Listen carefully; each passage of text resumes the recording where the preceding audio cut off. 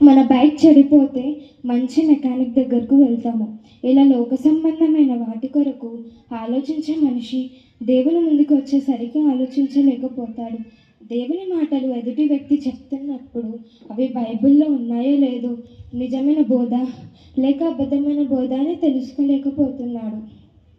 శరీరానికి అవసరమైనటివన్నీ తీసుకునే విషయంలో ఎంతలా ఆలోచించినప్పుడు అంతకంటే ఎంత గొప్పదైనా ఆత్మకు సంబంధించిన తీసుకునే వాటి విషయంలో ఎంతో కొంత జాగ్రత్తగా ఉండాలో మన రక్షకుడైన యేసుక్రీస్తు చెప్పిన మాటలను చూసుకున్నట్లయితే మార్కు సువార్త 4వ అధ్యాయము 24వ వచనము.